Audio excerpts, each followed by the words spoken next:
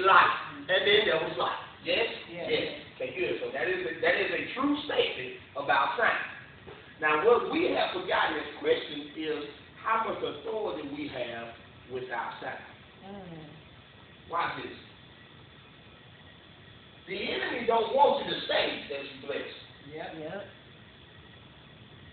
Get that? If you say to something, you will become it. Watch this. It's natural now. I ain't talking about experience. They tell you to do daily affirmations. If you do daily affirmation, then you're affirming yourself. You know, you ever seen people, they got all this stuff rolled down? You know, we used to do that. Stuff rolled everywhere. Everywhere you go, you see something that's positive towards you to get you to where you're going. That's an affirmation. To where you get yourself to a certain place to where nothing negative is around you. Everything you putting on, like most of the business people put them on their mirrors. They wake up in the morning, they learn how to talk and learn how to speak, but they speak in the things that make them become who they want to be. Right. So if you want to become something, you can't just see it, you got to speak it. So now we're going back to the children of Israel. God gave Joshua an edict. He told them to march around the walls of Jericho for 6 days and don't say a word. Now, you know, for most of us church folks, we would have messed up. Because we would have been like, why we walk around this wall? How come we got to do it again? We did it yesterday. Ain't nobody take nothing. But you notice that in the text that we just read, he never had to discipline anybody. Right. Now, wait a minute. He's talking about the whole tribe of Israel. We're not talking about 2 people. We talking about millions of people. And ain't nobody saying nothing. I don't know. That's kind of strange to me. If we was in a class with 35 people, I guarantee you 28 of them going to talk. So how is it that 1 million or so people don't say nothing? Ponder that question while we teach you. Right. So, we talk about the sound. He gave out the edict. The edict he gave out, the people followed because he didn't chastise anybody. Now, let's back up. When you read this chapter, actually, it was told to Joshua, and Joshua acted like he did it before they actually did it. God gave Joshua the instructions, and Joshua went through his mind and did the instructions. How do I know? Because he kept saying the same thing twice. Remember you said that? But no, it's the same thing or the same thing. Because Joshua got the instructions first, and then he released it to the priests, and then to the guards, and then to the people. That's what the Bible, we just read that. That's why we read the whole chapter. Because I wanted you to see that it wasn't just said once. Remember what I told y'all about when God says something more than once? It's something to it. You got to pay attention. He not only said it more than once, he said it more than once in the same chapter. So the edict was that your enemy, if I say your enemy, has a stronghold. How do we know? Because Jericho represented a stronghold. Yes? They was fortified by a big wall.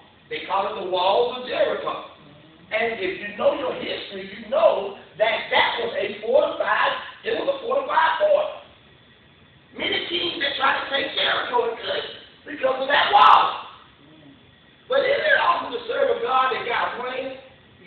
Because he didn't tell him to go and get no grenades, no cannons, don't get no arrow shooters. He told him to walk around the whole perimeter once a day. Now watch this. What's that? What? God is a God of strategy. So before you say you're going to take something, you got to have a strategy. Yeah, but everybody was shouting that the walls of Jericho fell down. But what was the strategy? The first thing was that the children had to be what? Obedient.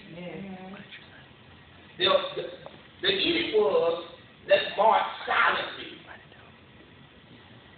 Now, you know, when people do you wrong, the first thing you want to do is cuss them out. Oh, sweet Jesus. Hallelujah. Come on. It's the reality. That's the very first thing we want to do is vocalize something and make the wrong sound. I thought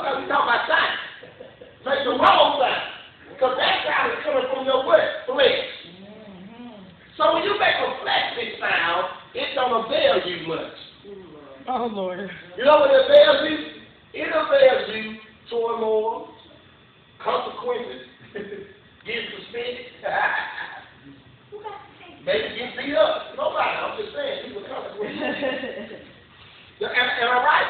Yep. When you act out of what? Flesh. So here it is, you got Joshua, the anointed man of God that he is. He took over who? Moses. Now watch this, this is going to mess y'all up. Aaron was the speaker for Moses. Aaron. But when Moses was no longer, Joshua was still the speaker, not Aaron. Oh, y'all didn't get it. Y'all didn't get it. One leader had to have somebody speak for him. The word said that he had a speech impediment. You know, he kind of stuttered when he talked. But now the God that I serve could have fixed the stutter. Yep. Oh, wait a minute. I didn't know y'all talking. What are you talking about? Why did God not fix his stutter? Because Moses had a flesh problem. Anger. How did we know? Because he killed the Egyptian. Yep. So his sound, if he spoke, could get him in trouble. But Joshua, on the other hand, was a totally different case. Joshua had been there the whole time. And to be honest, he was just a stone cooker.